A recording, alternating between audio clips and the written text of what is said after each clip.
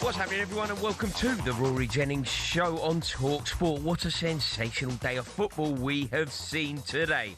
Liverpool abysmal, Manchester City just beaten at St James's Park, meaning that without even playing, without even having to kick a ball, today belongs to Arsenal Football Club. There were also good wins for Chelsea, Fulham, Brighton and Crystal Palace, but the only place to start is Anfield. Remember, we are live on YouTube and also on Android TV and Google TV. We're even on Prime Video, so come and see us in this glorious studio on the 17th floor in full HD. But now it's all about you, your opinions, so please give us a call. 03717 223344. I really do want to hear from you, your views. I want to hear what you have to say about your football team today. 03717 223344. Give that number a call now and you could be talking to me live on talkSPORT. Liverpool 0, Nottingham Forest 3. Liverpool have now lost 6 in their last 7 Premier League games. They are in the bottom half of the Premier League table and their title defence is well and truly over. When you think about what it would mean for Liverpool to retain a title, when you think about the club that Liverpool are, you think about the institution, you think about what Liverpool Football Club represents. Liverpool haven't retained a league title since the mid to early 80s. They haven't retained a Premier League title ever, and their dream of retaining a Premier League title is already over, and we are only in November. The collapse is spectacular. The slump that I suggested they were in a while ago is now officially a crisis. 3 wins in their last 11 games in all competitions. The second straight 3-0 Premier League defeat. Now, don't get me wrong, Nottingham Forest were good. Sean Dyche deserves a lot of credit. But Arne Slot is getting it so wrong. Liverpool fans, I really do want to hear from you. What do you think is the solution? Can this season be salvaged? Give me a ring. 03717 223344. That is the phone number that Adam phoned. Adam, you're a Liverpool fan and you're live on talkSPORT, sir. What is going on? Your guess is as good as mine. I mean, today, he got it. Slot got it completely wrong. Against Villa and Real Madrid, He played the 3 midfielders from last season. All right, against Man City, it went wrong, but that Van Dijk goal goes in. It's 1-1. It could be a different game. But then today, we've got no right back. Play Curtis Jones there. Why are you taking Szoboszlai out the midfield? Do you think that's the problem, though, Adam? Do you know what? No, but do you know this thing that he seems to be doing at the moment, playing midfielders as defenders? Like, it's not good. You've got midfielders playing as defenders. You've got defenders who can't defend. You've got Konate all over the place. Like, it just seems such a disjointed side. Konate's problem is he gets beat once, he's getting beat all game. Yeah. First 20 minutes, if he's playing well, he's playing well all game. You're not getting past him. You get past him in that first 20 minutes, and then that's it. You've got him on toast all game. But I don't know why he's playing. Taking Szoboszlai out the midfield, who's been our best midfielder all season. Stop taking him out of midfield. Play someone else right back. Yeah. Do you think this is a Slot issue then? You know, when you look at what's going wrong, why it's going so wrong, do you think the buck stops with Arne Slot? Do you know what? I seen an interview with Gravenberch a couple of weeks ago, and he said he'd scored a couple of goals, and you're like, oh, what's going on? Like, what? You adding goals to your game now? And he said, yeah, I spoke to the coach at the beginning of the season, and he said, you know, you can start getting a bit further forward. No. He played last season. you'd had Canate and Van Dijk, and then you'd had Gravenberch just sat there in front of him. And when Trent went up on the right and couldn't be bothered turning around and running back, Gravenberch dropped into right back and won the ball back. Yeah. But now, when we lose the ball, if you watch Liverpool, right, we've got the ball. Van Dijk and Canate are stood on the halfway line, and then everyone else is stood on the edge of the box. And then we lose the ball, you lump it forward, and Canate loses it, and then it's 4v2. I just can't believe this, Adam. Do you know what I find so baffling about this? You were so good last year. I rated Arne Slot so highly. I was so complimentary about him. I thought he was a genius. I thought he was getting everything right. He had the Midas touch, didn't he? Yeah, but then he took something that wasn't broke and tried to fix it. And it's all right. You lose Trent, you bring Frimpong in. Frimpong's not a right back. He's a right wing back. He never played right back for Frankfurt. He played right wing back, and he bombed on. And on the way, when he was coming back, he was the same as Trent. He weren't great coming back, but he had 3 centre backs there to protect him. That's why he looked so good last year. He's not a right back.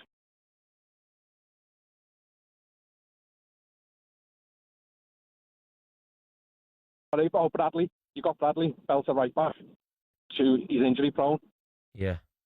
So you can get 2 games out of him, and then you miss him for 3. Adam, can you salvage anything this season? Like, is there a dream now, like that could potentially turn this around? Like, is the aspiration now Champions League, a good Champions League run and top 4 qualification?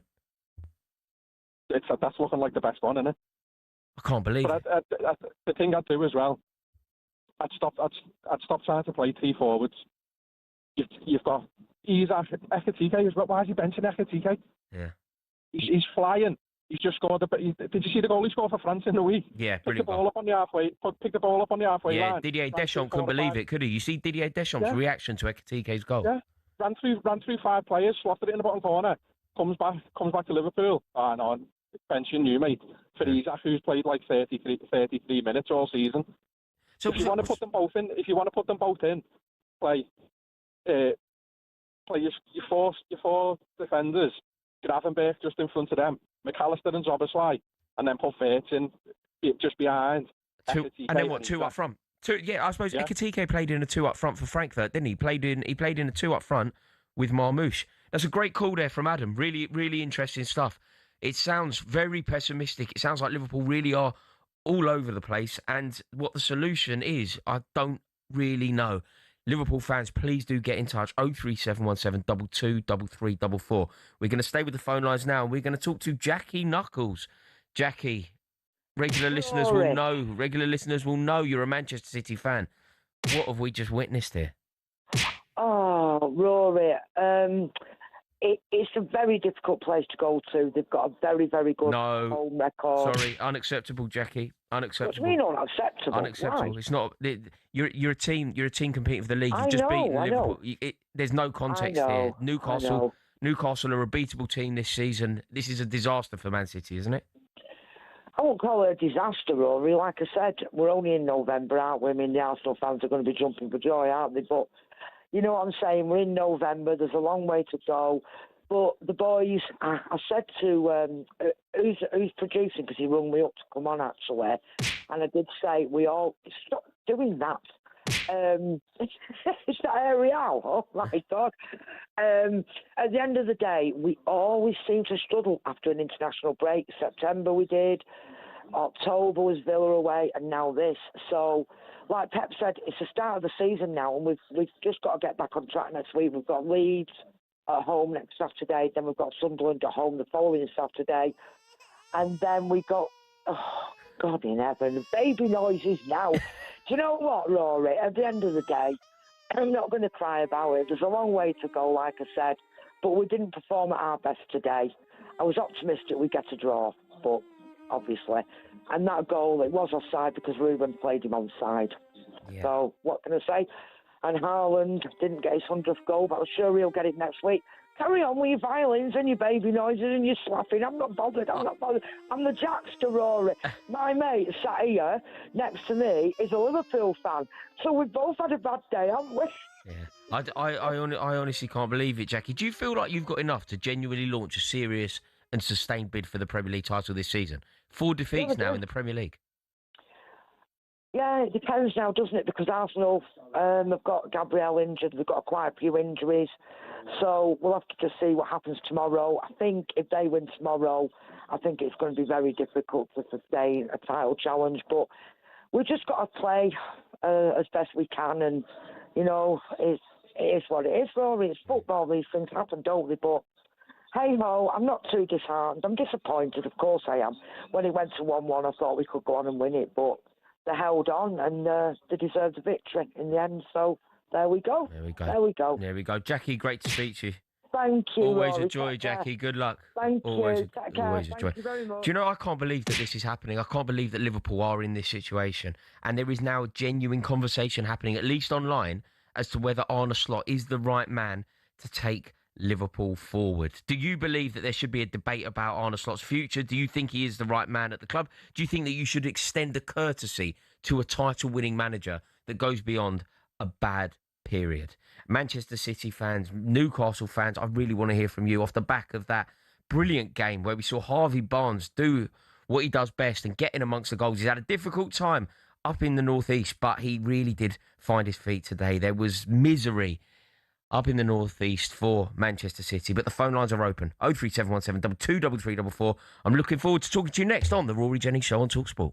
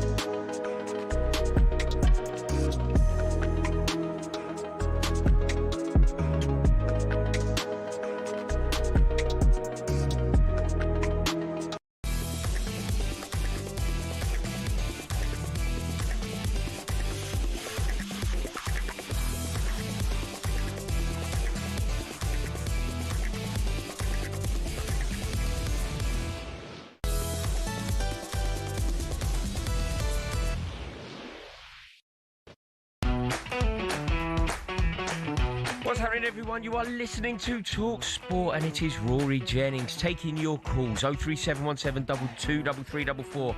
Liverpool have had a catastrophe at Anfield, losing 3-0 at home to Nottingham Forest. We're going to go straight back to the phone lines now. We're going to speak to Dave, the Liverpool fan. Dave, sir, you are live on talkSPORT. Hello, matey. How are you? I'm very well. Well, I'm a mature Liverpool fan, shall we say. I'm 68, so I've been there, seen it, done it, got the T-shirt. To get shut a slot now, I think, would not make much difference. The way things are going and the way the wind's blowing, we'll probably do well in the European Cup, the Champions League. But what got me was a few things. One was his interview after the match, that he didn't blame the players. So who do you blame, Rory? The catering staff or the groundsman? You know, I think what he's trying to do there, though, Dave. Maybe I'm being quite generous to him, but I think what he's trying to do is protect the players from the blame, insulate them from the criticism, and take on the blame himself. Well, he's the captain of the ship, you know, at the end of the day. But they're big boys and they earn good. I think they should take responsibility. And this is another thing during the summer, Rory, when we were buying anyone and everyone walking past with his dog. I said, look, be careful what you wish for, you know, to me mates. And what got me was that Isak's attitude compared to Martin Gay, that lad at Palace. He trained, he played. What would have been his last game, he scored a beaut against Villa. And what Isak done was totally the opposite. And I thought, hang on, where's this man's head? Where's his attitude? Because all Liverpool teams over the years, what they used to do, my wife's uncle played for the Reds for 16 years, Chris Lawler. He played 551 times. And he told me they'd watch a man without him knowing, see what his attitude was like, how he got on. And for me, that Isak, you know, the way he just turned on Newcastle because he spat his dummy out and wanted to leave, that's not the way to do it. And, you know, there's so many square pegs in round holes. But what's got me is Liverpool was always renowned for its discipline and its attitude. He should have them in tomorrow morning training at 10 o'clock. I mean, the second goal, I have a friend, Tony in Tenerife, he was sending me little clips of vids, he was watching it live, I had local radio on, and the second goal right from the off, I don't know what the team talk was at half time, but they weren't listening, and what gets me is it's as though the strangers playing on that pitch and not a team, and by the way, full credit to Nottingham Forest. The last time I seen Forest with Beatles there was 1969 when it snowed and Barry Lyons scored twice. It was 5 shilling on the cop, 25 pence, and that was a catastrophe. But like with everything else, the United game, they beat us 4-1. Yeah. Charlton scored twice, but next week we were beaten. But anyway, getting back onto the present, it's all about attitude and that. And the thing is, if you say, oh, this, that and the other, I think, though, without contradicting myself, we get beat by PSV and we get beat by West Ham. I think there'll be a bit of rumbling going on there. But no, you know, they all start talking about this, that and the other, bring him in. Liverpool 81, 82, we were 10th in 81. After New Year, we won the league and then we won it 3 years on the bounce. But, you know, the making of a team is, what he did, I think, really, Slot, I think he got a bit godlike. He did the right thing, and as the other lad said, the Liverpool supporter said, it's not broke, it doesn't need mending. And he you know, just tinkered a bit here and there, and great. But all of a sudden, he's bringing this, that, and the other in. And Kerkers, I think he's like a rabbit in the headlights of a car. He's like a frightened rabbit. Do you know what? It is interesting, Dave, that you mentioned Alexander Isak. Do you... When you're looking to find, the word blame has really negative connotations. I'm not saying blame, but you know, if you're looking for the reason to understand why it's gone so wrong for Liverpool this season, do you think that the pursuit of Alexander Isak, do you think that signing Alexander Isak was actually a mistake? You know, hindsight's a wonderful thing, but yeah, and I'm talking about, I mean, I'm 68, I'm talking about the years of watch the game and people's attitudes and everything. And straight away, when he was spitting his dummy out, I felt sorry for all the Geordie supporters in a way. I thought, you're not doing yourself any credit as a man, as a person. But no, the club should be there to help. And as I say, I'll go back to that about defending the players. Yeah, you will do. You'll defend your players to the hilt, as you would, as a father would defend his kids, rightly or wrongly. But like, himself, I think he's got a bit godlike. I mean, Wirtz, I love Wirtz, and as our mate said, Ekatike's goal, they go to the national teams, and they turn it on. And a fella, Chiesa, he should be sitting in front of our back four. I love him. He's an old dad. He came on against Southampton. The first thing he did, he put a fella on the floor. That's the sort of way I used to watch it in the 60s, 70s. Dave, just while I've got you, Dave, it's always interesting for me to talk to. You've mentioned your age. I'm a Chelsea fan, Dave. Were you at Stamford Bridge in '86 when Kenny Dalglish scored to win the league at Chelsea? No, I wasn't. But let me tell you something now. The greatest game of football, one of the best heavyweight fights I ever seen was Chelsea-Leeds 1970. Oh, yeah. Yeah, the Old Trafford replay. Now, for the scouts, I could name Benetti, McCready, the great Charlie Cooke, of course, Peter Osgood. That was Bobby Chamberlain, Johnny Ollins, and Chopper Harris, Ronnie Harris. That was some team. They all played at St. John's Testimonial 72. I went to that, partly because of St. John, but partly because of the Chelsea team. And that was Benetti and all them. Yeah, it was a great side. That was some team. I mean, that was, and then he won the Cup Winners' Cup the year after he won the FA Cup. But that was, I told my nephews, they didn't believe me, and they watched it on YouTube. That was the best boxing match.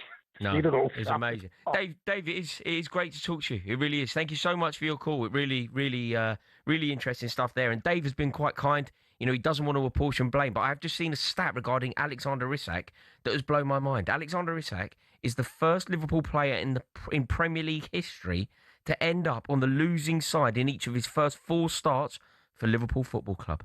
That is how badly this is going for Alexander Isak. He is breaking all sorts of records. Now, before we get back to your calls, let's get the latest from the Ireland South Africa Rugby International from talkSPORT's David Brady. And it's just finished here. Ireland 13 points, South Africa 24. A game full of incident, ending with the Springboks' first win in Dublin since 2012.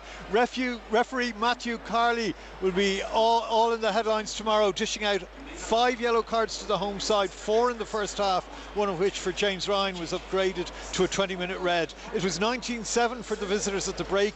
Willem Reinak on a penalty try for the Springboks to 1 by Dan Sheehan for Ireland, who at one point were down to 12 men. They tried their best to stem the tide despite the numerical disadvantage, but Feinberg Gamazulu grabbed South Africa's 4th try. Sam Prendergast with 2 penalties, Ireland's only scorer in the second half. A dramatic game, but it's South Africa who maintained their winning run in these November internationals. The full time at the Aviva, Ireland 13, South Africa 24.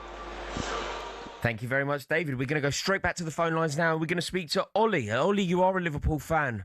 What is going on? Is it correct to persevere with Arne Slot as your manager? Hello, Rory. You all right? Yes, sir. You? Yeah, not too bad, thank you. I think you have to stay with him. I mean, a few bad results, obviously, unavoidable in terms of staying away from it. But Arsenal stay with Arteta, and obviously that's playing out a lot better for them now. Yeah. Okay. What? So you're using the example of managers, not necessarily sacking managers immediately, and then reaping the rewards for that further down the line. Yeah, absolutely. I think a lot of clubs are too quick nowadays to sort of sack who they want. I mean, I know no one's ever going to be like Sir Alex, but obviously he was on the brink of sacking or getting sacked, and obviously he did what he did with Manchester United. So have you seen enough in Arne Slot to suggest that he is capable of finding his way out of this conundrum?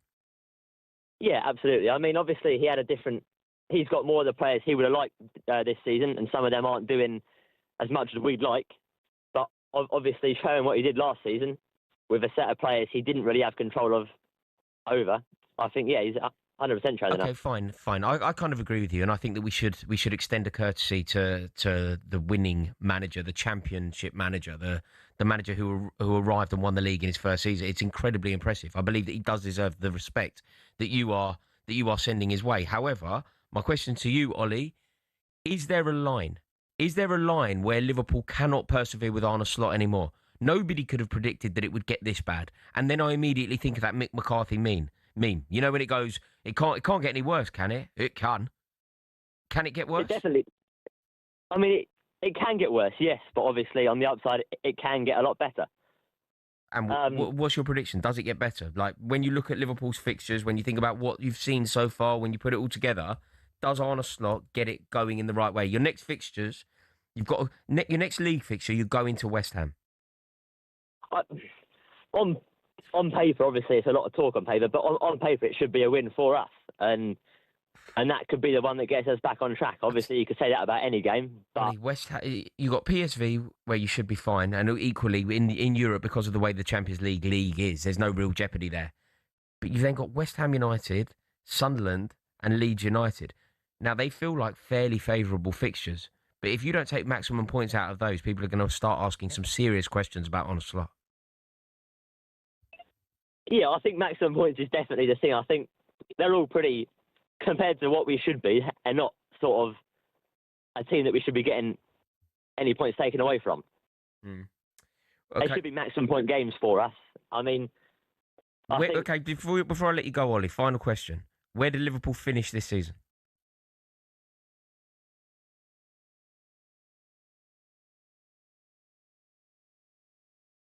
Yes.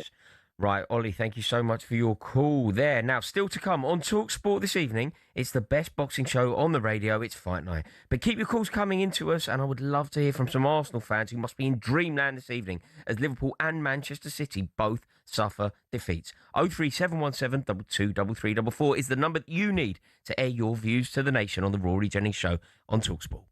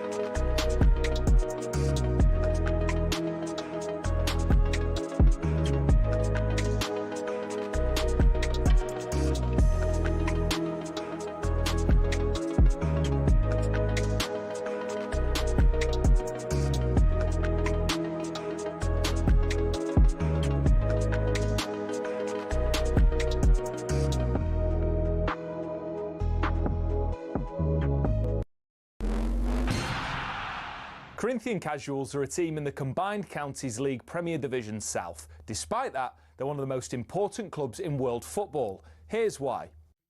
The club was formed in 1939 as the result of a merger between Corinthians FC and Casuals FC. Now, Corinthians FC were founded in the late 1800s when the FA's top brass were sick of getting pumped by Scotland every time they played them.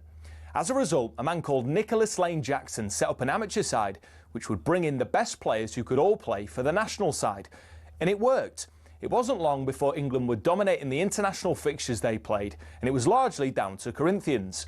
In fact, in 1894 and 1895, they played consecutive games where Corinthians provided the entire England 11. But the thing is, the players refused to play professional football. They didn't believe in it. They wanted to spread the values of sportsmanship, competition, and played for the love of the game. It also helped that most of the players were Oxbridge graduates who didn't need the money. But instead of entering the league and cup competitions, they played exhibition football and toured the world, bringing the beautiful game with them. And it was this which spread the game throughout the world and made it so popular. Most famously, in 1910, they travelled to Brazil. And the locals in Sao Paulo were so impressed, they started their own team under the same name. Yes, the same Corinthians who won the FIFA Club World Cup in 2021, one of the biggest football teams in Brazil. Now, they were global superstars, and despite not being professional, Corinthians drew in the crowds. Everybody wanted to play them, everybody wanted to watch them. So much so, they regularly played the winners of the FA Cup in what eventually became the Community Shield, winning most of the time. They actually inflicted Manchester United's worst defeat, 11-3, a record which still stands to this day. Now, fast forward to today, Corinthian Casuals still don't pay their staff or players. The ethos of sportsmanship is still at the heart of everything that they do. And even though they're a side in the lower leagues, if you make the trip to King George's Field in Tolworth just off the A3, you'll most likely bump into Brazilian Corinthians fans who often make the pilgrimage across the globe just to watch their founding team play.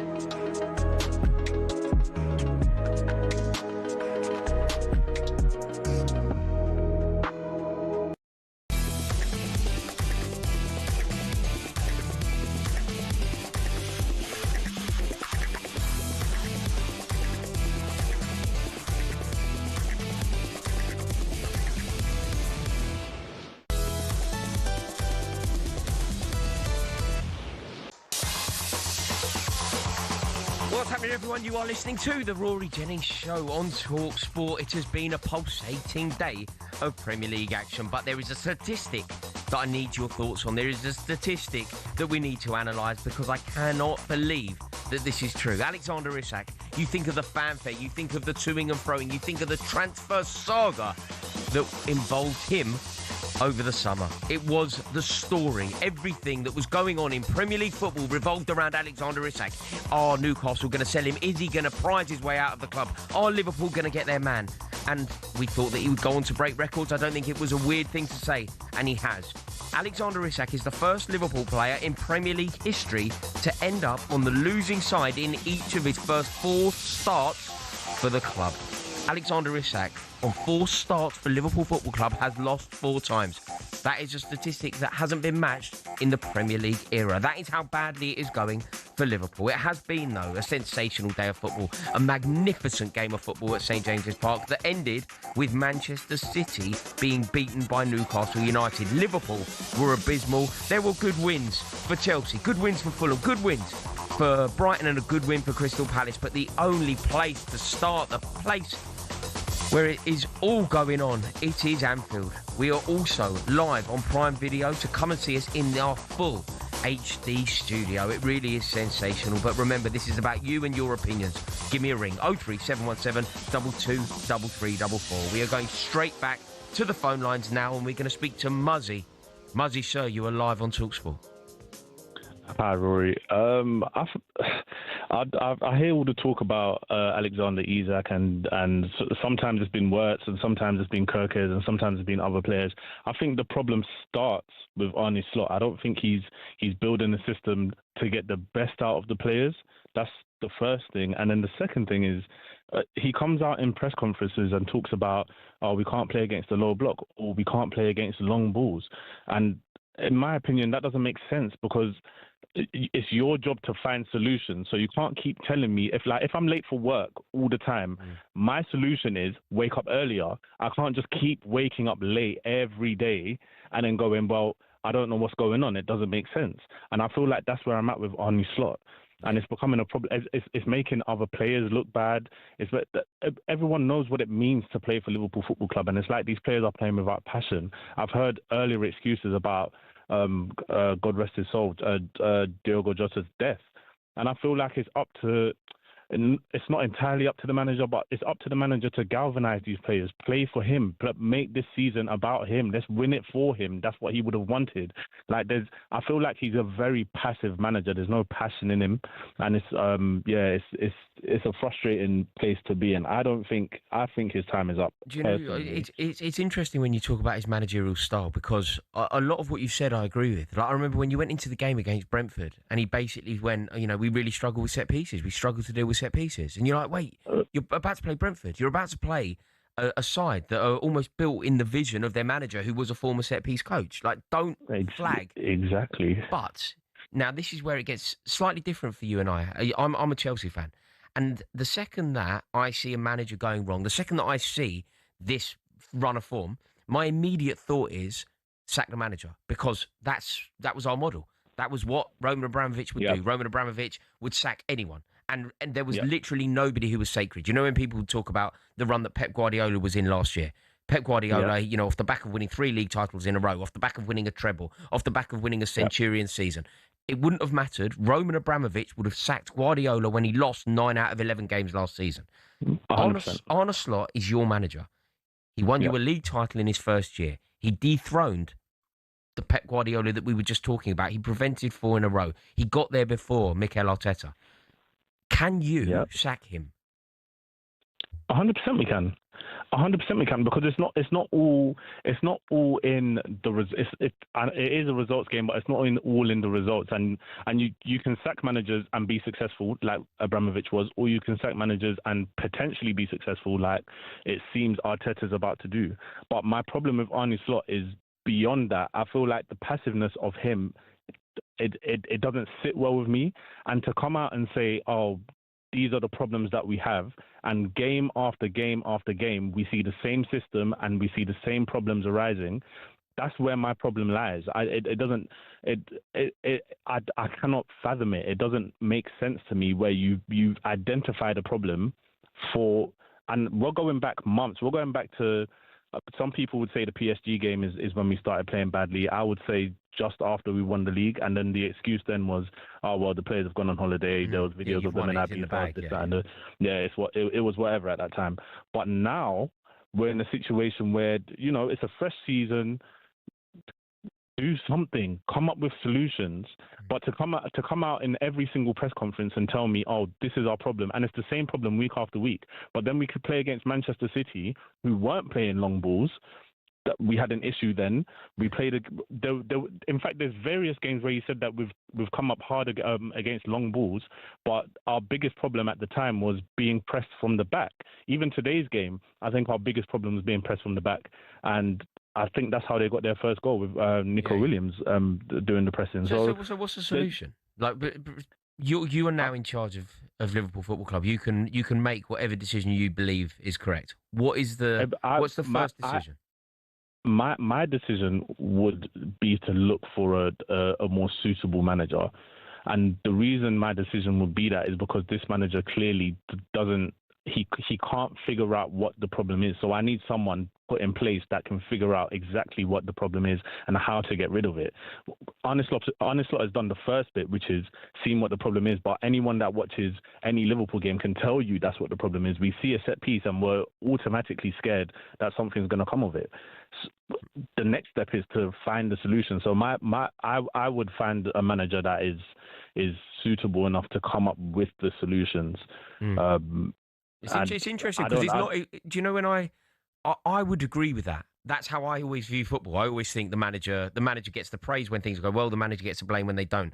But when I look at Liverpool, and I appreciate that I'm looking at it from the outside in, I think Slot did a remarkable thing last year, and I would extend a courtesy to that brilliance. That means that we don't talk about his future yet. Where I would look is at the individual performances. Like Virgil van Dijk isn't playing well enough. It's nothing to do with anyone. Like Virgil van Dijk needs to take some responsibility. If we're going to compare Virgil van Dijk to some of the best to have ever lived, if you genuinely want to have a conversation, and Liverpool fans do, if Liverpool fans really want to tell me that Virgil van Dijk is a better defender than John Terry, if they genuinely want to tell me that Virgil van Dijk is a better defender than Tony Adams, if they genuinely want to tell me that he's a better defender than Rio Ferdinand, then it's these kind of situations that he needs to elevate, not only his performances, but his leadership. And then again, that goes to Konate. What is he doing? It goes to Mohamed Salah. What is he doing? Is there any truth in that? Does it become anything? I agree with you, though. Do you? Okay. I agree. I agree with you in that sense, but at the same time, I also feel like the system isn't built to get the best out of every single player, which is I feel like the biggest issue. The system, like, you'll see Wirtz go off an international break, he does well. You see Ekitike go on international break, he does well. Van Dijk, even on international break, does quite well. Like, it's not that bad. So you need to get the best out of everyone. And if one person is out of place, it's going to disrupt the rest of the team.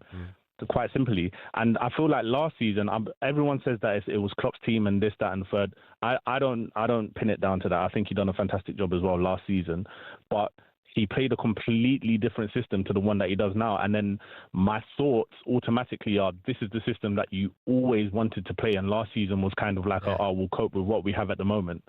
And he did a fantastic job. But then you have to look at it now and say, listen, the system that you want to play isn't working, and it hasn't worked for so amend a long time. I'll tell you what, Muzzy, that was a fantastic call. Really, really impressive stuff from you there, Muzzy. Appreciate you calling in, and that was insightful stuff. We're going to stay with the lines now. We're going to stay with the phone lines. I'm going to speak to Laura. Laura, you are live on talkSPORT. Good evening. How are you? I'm very well, Laura. How are you? Yeah. Well, what an afternoon. I mean, so I'm a blind lady. I was listening to it on the LFC app, and it was woeful. I mean, first of all, credit to Nottingham Forest. They deserve the win. I've been listening to all the other callers tonight, and I kind of agree. I mean, I don't like to say a manager should get the sack.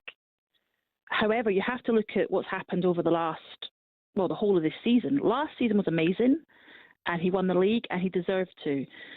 Likewise, what the other caller was just saying, people want to try and say, it was Klopp's team and all this type of stuff, but he still had to go and win it, and he did.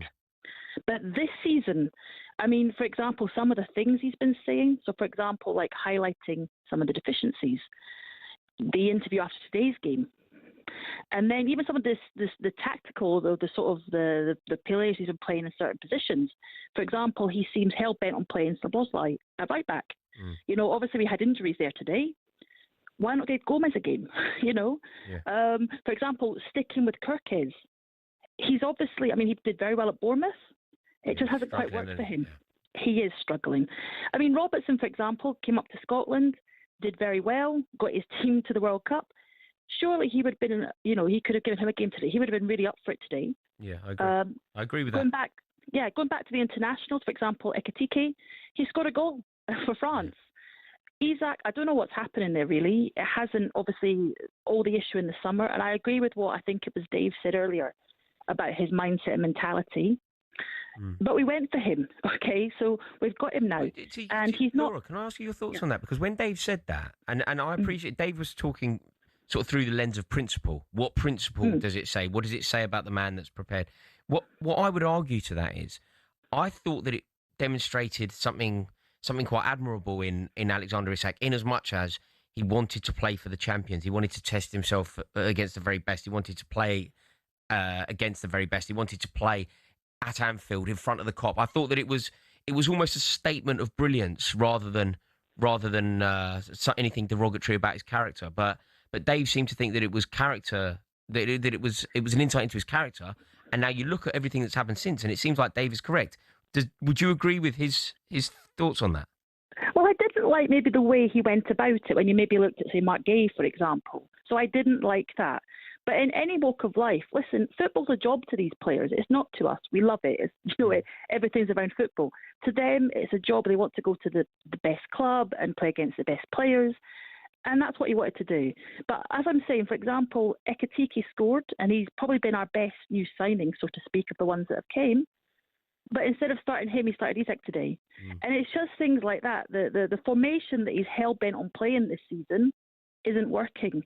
And people can see that. And it's like, if we can see it as, lay people, as a professional manager, Why is he not looking to change these things? Yes, you have to look at the players. They have to take responsibility. But at the same point, he needs to be taking that responsibility too. And I think time has come to have that conversation. I mean, you're a Chelsea fan. Abramovich would have done that in a heartbeat, you got success. No doubt. No doubt. Yeah. No, he'd be gone already. If this exact situation was happening under Roman Abramovich, he'd be gone already. And Marinakis, we didn't like it. I thought that was a bit, with the whole Ange thing, and then, we got rid of him and had Dice. And, he did, what's happened today. So, for example, to be ruthless, football is a competition. We all want to win. Yeah. It's about getting the results and everything going forward. And you have to be ruthless in this business. It's probably not very good to say. Laura, I completely agree. I don't think that you've said anything wrong there. And I agree that sometimes you can't look at it through the same lens as you can normal jobs. People talk about people losing their jobs and the emotion that comes with that. This is football, and it's a game for winners. And Liverpool are champions. And they're champions for a reason. And at the moment, things really aren't going to plan. That was a fantastic call there from Laura. Thank you to everybody who's got involved. Keep your calls coming in. 03717 22 33 44. Give that number a call, and I could be speaking to you next, live on the Rory Jennings Show on talkSPORT.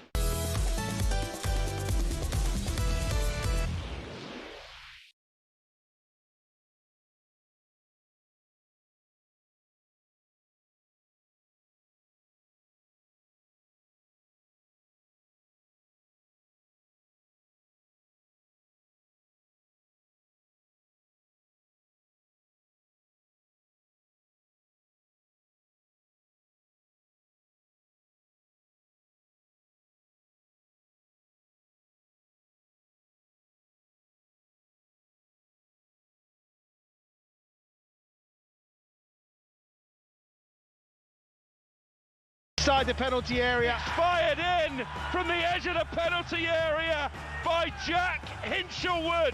From 1-0 down, they've turned it right around. And would you believe it, it's Liverpool 0, Nottingham Forest 2. Mickey and I both said surely Liverpool are going to have a bit about them in the second half. Surely Arne Slot's given them a rocket at half-time. It's not happened. Enes Ünal made no mistakes, so the comeback is almost complete. Well, it is complete. It's 2-2. And it's finally the breakthrough for Fulham. Fulham 1, Sunderland 0. It's Raul Jimenez. It is. It's Liverpool 0, Nottingham Forest 3. And it's Morgan Gibbs-White who's got a thoroughly deserved goal for his performance today. It has to be said, Liverpool heading for a 6th defeat in 7 of all the losses that they've had. This will be the one that sparks the most concern.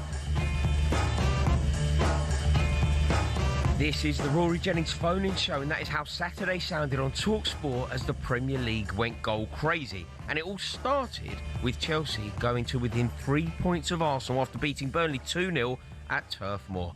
It was a big win for Chelsea. It was a win that we had to do. It was a professional performance. Sometimes off the back of the international break, playing early on a Saturday morning away from home at a tricky ground, you just need to get the 3 points. You need to put in a professional performance, and that is exactly what we did. And that is why some Chelsea fans seem to believe that Chelsea are capable of winning the league. Now, sadly, I disagree. I don't think we've got it in us. I don't think that we have a manager capable of actually taking us to a title. And realistically, this back line isn't capable of launching a serious and sustained bid for winning a league. But if there are any Chelsea fans listening who believe that we are genuine title contenders, please do give me a ring. 03717 223344. I would love to explore the topic with you, and I would love to be proved wrong. I'm going to go straight back to the phone lines now, and weirdly, we're going to talk to the cat that got the cream on a day when his team didn't even play. We're going to talk to Neil, the Arsenal fan. Neil, sir, you are live on talkSPORT. Good evening, Rory. Yeah, it's just what you said there. It's a really pivotal 7 days, actually. For I know the cliches, you can't win the league in November and all that, and you can lose it, as Liverpool have. Very much. And then the next 7, exactly. And the next 7 days, 2 defeats for Arsenal put Chelsea top. 2 wins put us 9 points clear, and that's a massive amount of points clear. So we've obviously playing Spurs tomorrow, and then you lot the week after. It's a really, really important time, and I think that Chelsea are challengers without a doubt because they seem to play with no fear. However, the only thing I would say is defensively, I do think they do give away too many chances. Although pressure's off for you now, isn't it? Like, don't you think that you've now got a cushion? The fact that you're going into a North London derby, you're going into the pivotal week that you spoke about. It's a very, very difficult week for Arsenal. But I feel like the pressure is off for them. They've got a week where they play Tottenham Hotspur, they then play Bayern Munich, they then play Chelsea. And on some level, that should be a really tough game, shouldn't it, Neil? But there is no pressure on you now. You can't hear the hooves galloping in your ears. You aren't under massive pressure to perform. You ultimately have a free hit at it. Even if it goes really wrong playing Tottenham, you're only as you were. Yeah, that's very, very true. There's one other point I want to bring up with you, Rory. Is that right? Of course. Yeah, it's just a bit colloquial because I'm 10 years older than you, but I'm from Kilburn, born and brought up in Kilburn, like yourself. Good people. Who produces a wonderful person, that neck of the woods, North West 6. Yeah. But what does annoy me is your constant thing about it being blue. It's no way in the world, because when I was at school, it was predominantly Irish area. Yeah, and you. So no way in the world will Chelsea ever be the supported club because of their links with Glasgow Rangers without going in any sectarianism. And Chelsea it depends. It's very strange, Kilburn, because sort of north of Willesden Lane is definitely Arsenal. South is more Chelsea, if Willesden. But at the time when I was at school, and I'm sure the same when you was at QPR, are you following Kilburn? I'd say that part of the world. Obviously, North West 6. I'd say that it's sort of split. Arsenal would be the biggest supported club in the area. I'd then say Chelsea, QPR and Tottenham. That's sort of split. Does that sound right? It does. And it was very much, in all the clubs from sort of Willesden Lane going in there because of the Irish base. Yeah. If you were drinking in the Cooper's Arms North, you're probably an Arsenal fan. If you turn left out the Cooper's Arms, you're probably a Chelsea fan. That is very, very true. So that gives me because we'd be more out towards Biddies and the Prince of Wales in Willesden Lane. Anyway, nice to talk to you, and we'll see you next week. To be honest, I am quite nervous about the Chelsea game because in all the years of going to Arsenal, and I spent many years in China, worked in China, and I used to come back. My wife worked for the airline. I used to come back 7 or 8 times a season because she worked for Cathay Pacific to see them. Chelsea have always been, in the recent times, a bit of a bok. But prior to that, we sort of always got results. But you worry me more than any other side in the league because I feel with that young team, they've got no fear. And if they went on a run, they could really run some, knock up a few 8 wins on a trot. Because of that, there's just no fear. They don't know about losing, do they? Because they're that sort of that age. They're that age. Yeah, no, you're absolutely right, Neil. And I think that you're correct. But sadly, I don't think you need to be too worried about Chelsea. God, Neil mentioned a pub called Biddy Mulligan's there on corner of Willesden Lane. I used to be a pot boy in that pub years and years and years ago. We're going to stay with the phone lines now. We're going to go to Ashley, who's a Chelsea fan. Ashley, you're live on talkSPORT. Hello, guys. How are you, mate? I'm very well. Ashley, I've been saying, and I don't like saying this, I'm very happy to be wrong. I've been saying that Chelsea can't win the league. Am I wrong? No. Yeah, completely wrong. Look, we've got ourselves into a good position. Arsenal are starting to trip up in different areas. Okay, they're going to have a few injuries. We've got Barcelona midweek. We might draw that. I feel like we might draw that, but we're going to build momentum. Everyone's going to be in good spirits, even without Palmer, and then get to Arsenal.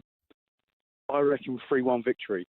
I really do. Look, I think that we can beat anyone on our day, Ashley. I don't think it's wild for you to say that we can turn Arsenal over. We can. But we're also a team who lost at home to Sunderland recently. We're also a team who've lost at home to Brighton recently. We're also a team who dropped points to Brentford recently. It's not, can we pull it out of the bag? Can we beat Liverpool? No doubt. Can we pull it out of the bag and beat Man City at the Etihad? Probably. That isn't the point, though. But it's the momentum that will give us. So coming into these next 3 months, it's the busiest period. I think we're going to get injuries. I do think that Palmer being out is a blessing in disguise. All of these players, all of these 10s, inverted wingers that we've got, are seeing this as their chance to get the shirt, keep the shirt, and then building it. I really, really do. I think with a dark horse, City, I don't think will push for the title, but you can never, discount Pep. Arsenal, I think, will bottle it as per usual. But Chelsea, I think we've got it. I really do. I'm amazed. I wish. Do you honestly believe that Enzo Maresca is a man capable of winning a Premier League title? If Arne Slot can do it, so can Maresca. It's very difficult to argue. Very difficult to argue with that logic. And overall, you think that we can finish above Arteta and Guardiola? Yeah. Their time's done. That nice ticky-tacky football is done. We have a nice mixture of both. We've got, if we do long balls, we've got runners in behind, and we can also play tiki-taka if we need to. So I think Maresca's at a critical point. I think we need to push on here. If we have 2 massive blows against Barcelona and Arsenal for momentum, the tide will change. But right now, the spirits can get really high, and I think we push on and win the league. I really do. Well, there is an optimistic Chelsea fan. Ashley, it's been great to talk to you, sir. Thank you so much for your call. Now, give me a ring, 03717 223344. I can see the phone lines. I can see that there is a little window, and I could be speaking to you straight after this break. 03717 223344.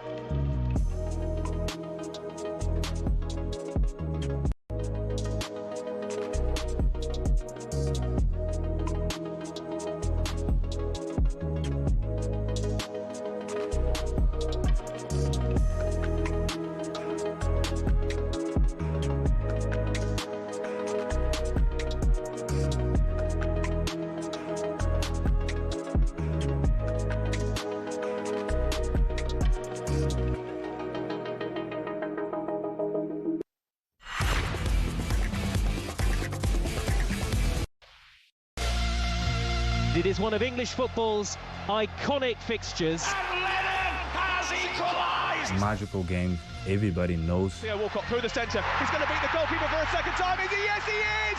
5 goals they've scored after going 2-0 down. Probably the nicest game of the season to watch and to play. A moment of absolute magic from Harry Kane. Drama aplenty. This is going to be absolutely massive. This is the North London derby. Trossard, can he get the shot in? He does! They've been outstanding so far this season. They can't maintain this level of impregnability. Christian Romero, Polina! Concerns me this weekend, Spurs' away form. Tottenham fans are already asking whether Thomas Frank is a little bit too pragmatic. Very aware that we haven't been free-floating. It is a feisty derby, a test of credentials. This is something that is in our hands. What's happening, everyone? You are listening to the Rory Jennings Show on talkSPORT. It has been a pulsating day of Premier League action, and it is going to have huge ramifications on a massive game tomorrow, the North London derby. It is an honour to welcome Luke Henry into the studio. Luke, sir, welcome. Today's football couldn't have gone any better for you, and now you face your nearest foes tomorrow to surge away from the chasing pack at the top of the Premier League table. Well, Arteta just said it then. It's in our hands, and it firmly is in our hands. We could go 7 points clear of Manchester City, 11 points clear of Liverpool. Can't believe I'm saying that. And it's a beautiful game. It's a beautiful opportunity to do it. I'm very confident about it, but it's a North London derby. There's always going to be a bit of nerves, a bit of apprehension. But hopefully the players are seeing that and watching it, and I think, look, what an opportunity following the international. Do you know what, Luke? It's funny, isn't it? When you talk about a North London derby, any derby, any football fan will always go, oh, the form goes out the window and anything can happen and there's so much jeopardy. And then when you look at the stats, it's not that. Like, then you said, it's a North London derby, I'm a bit nervous, and I'm nervous for obvious reasons because losing, the stakes are so high. They've won once ever in the Premier League at the Emirates. Yeah, I think it's because you think of the possibility of it, because you're not really nervous. Well, you obviously are nervous about the game and what can happen, but it's the thought of, maybe if Spurs do come away with a point, if Spurs do come away with 3 points. To be honest, I did actually prepare myself when they had Jose Mourinho and Antonio Conte. I mean, how it would have been very Jose Mourinho-esque to go to the Emirates and pick up 3 points with Tottenham then, but it never happened. So, and Thomas Frank, look, I have to give Spurs credit. Thomas Frank is a very tactically astute manager. He's very good at that, and they are very good away from home. So there is a little bit of a worry maybe on the counter-attack. But listen, sometimes you just got to go out and seize it. And sometimes, we talk about tactics and we talk about, what the team's going to be. But sometimes it's about going out there, using the crowd, using the atmosphere at 4:30 at the Emirates. The atmosphere is going to be electric tomorrow because of the results today. And just go out and play a beautiful football, and it'll be hopefully a very nice afternoon. Do you think you beat them? I think we beat them. Yeah, I think we beat them. I'm interested to see what Arteta does. We still wait to hear back of some of our attackers. So, whether Gyökeres will start. Do we see Martin Odegaard come from the bench? Noni Madueke looks like he's close to return. Gabriel Martinelli as well. So, look, we've got a lot of firepower to come off the bench. But I still think the likes of Saka and Eze will start, Rice and Zubimendi, who, by the way, Zubimendi for me has been absolutely brilliant. Obviously, the loss of Gabriel is going to be important and it's big, but, we've got Nketiah, we've got Mosquera, we've got Calafiori that could potentially play there. So no excuses about the injuries or, no real worry. Obviously, Gabriel is a leader, but we've got loads of leaders. So let's just go out there. And what about from a Tottenham perspective, Luke? Say it goes well for Tottenham. Say Tottenham somehow managed to come away with a win, even a point. A point will feel like a victory for Tottenham, not only because of what it will mean for them and their season, but a point is slightly more damaging to you, which they will obviously enjoy. If they get it right, what does that mean? Where can they exploit Arsenal? Where are your vulnerabilities? I spoke about this earlier in the week, and I just think if you're going to have a chance against Arsenal, you need to win the midfield battle, first and foremost. Now, that sounds easier said than done because I might be wrong, but for me, Spurs will look like they're going to set up with Palhinha and Bentancur in there. They might even go to a back three, I don't know, and play some wing-backs. That might be an option for them, I don't know. But you've got to get your foot on the ball because Arsenal, we are so good, but what we do lack sometimes is that transition. If you can get that pass right and you can bypass that midfield, you saw Manchester City do it earlier in the season, then you can get a bit of joy. However, what we are very good at is tracking back, getting into that 4-4-2 shape and being really, really hard to break down. But we might give you a couple of opportunities on the counter-attack. It's up to you to take them. It's up to Mohamed Kudus, and I don't know, maybe it probably looks like it's going to be Odegaard off the left or maybe Xavi Simons in the 10. They've got to get their moment right. Because I tell you what, the team that comes to mind was Crystal Palace. Yeah. I thought Crystal Palace, when they came to the Emirates at the end of October, were exceptional. And they got into some really, really decent areas, but the final pass just let them down. But they did trouble us in that midfield, and they were very, very well organised and drilled with Glasner, Adam Wharton in there, and Sarr and Mateta and Pino were coming in, and they were in those little pockets. So that's the way. And apart from that, if you win tomorrow, you go 7 points clear of Man City, 7 points clear of Guardiola. Now it feels like Mikel Arteta's been waiting for a long time to have a team better than Guardiola's, a squad better than Guardiola's. He's got that now, and he needs to make the most of it. It would be symbolic, wouldn't it? 7 points clear as we approach December. Yeah, it's big. I mean, look, I've been quite consistent on how I feel about this group of players, and I've said it for a while. I think it's an unbelievable team, and I think the squad depth is there to really sustain and push. Look, Manchester City, I think we've watched the game today, Donnarumma again has kept them in it, some unbelievable saves, and they've still got Haaland, who's probably one of the best goal scorers we'll ever see in our lifetime. However, I do feel it's a different City. I don't think it's the same City, obviously missing Rodri as well today. That's a big miss in that midfield. It's well, they've lost 4 games already this season. And that's the thing. And also, the way they've lost away. They've lost away at Brighton. They've lost away at Aston Villa. And Arsenal quite good on the road. So it's really up to us to capitalise on these situations. Like today is big because today we went there, obviously in the 96th minute, one courtesy of Gabriel. So they've lost today. So we've definitely, I know we could go 7 points clear, but we've definitely put 3 points on the board, if that makes sense, because of if you're looking at the direct fixture. So, but you know what? Football is unbelievable. It's a beautiful sport and it can be brutal, but it's so crazy. I mean, we're having conversations about Chelsea being potentially in the title race. Obviously, you know that better than me. Listen, 24 hours ago, 48 hours ago, I said that I still had Liverpool in the title race. I didn't foresee what I saw today. And the thing is, the first 30 minutes in that game, I thought Liverpool were actually quite good. As soon as they went 1-0 down, they capitulated and didn't perform like a title-winning team. But I don't know if I can rule them out. Even as I agreed with you, by the way. I argued yesterday. I was on a show with Ollie Klink yesterday, and I said they're still just about in a title race, primarily because it's only November. But they are just about. The champions deserve a respect. They do. But not today. Today has changed that. But I look at Crystal Palace, who have been brilliant, and they're 4th with 20 points. And Newcastle have just won today, and I think they're 14th with 15 points. So it's so close. We're talking about Manchester United improving, and there's nothing against, but they are 10th in the league. It just feels so early, but you're right at the same time. That 7 points is symbolic. Yeah, it's so symbolic. 7 points is symbolic. It is. Well, what about this, Luke? A lot of people, and I've argued it in the past, and annoyingly, I'm not arguing it at the moment. I wish I was. But a lot of people, and even on today's show, we've had callers saying, Arsenal will capitulate. Arsenal have a weak underbelly. Arsenal haven't won a title for 22 years for a reason. There is a vulnerability to them. They will. I'll use the fairly boring expression, but I'm going to use it anyway.